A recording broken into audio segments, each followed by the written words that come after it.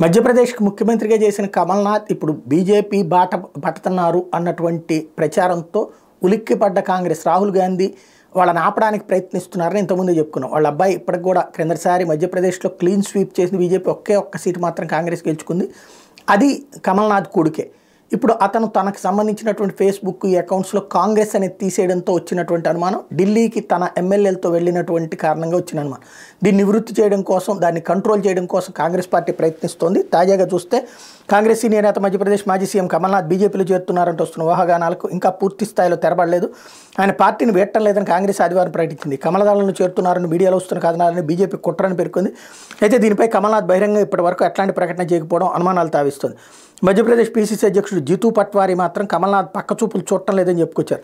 ఆయనతో మాట్లాడాలని మీడియాలో వస్తున్న కథనాలు బీజేపీ కుట్రగా పేర్కొన్నారు. తాను కాంగ్రెస్ వాదినని, పార్టీలోనే ఉంటానని స్పష్టం చేశారని పట్వారీ చెప్పారు.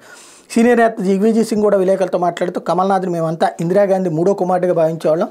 ఆయనకు లభించిన పదవి ఉందో చెప్పండి. కేంద్రంలో మంత్రిగా చేశారు, ఏఐసీసీ ప్రధాన కార్యదర్శిగానే ఉన్నారు, మధ్యప్రదేశ్ పీసీసీ అధ్యక్షుడు అయ్యారు, సీఎం చేశారు. నేనైతే ఆయన పార్టీ పెడతారని అనుకోవడం లేదు. ఐటీ, సిబిఐ, ఈడీ ఒత్తిళ్లు అందరిపై ఉన్నట్టే ఆయన పైన ఉన్నాయి, కానీ ఆయన వాటికి లొంగే రకం కాదు అన్నారు.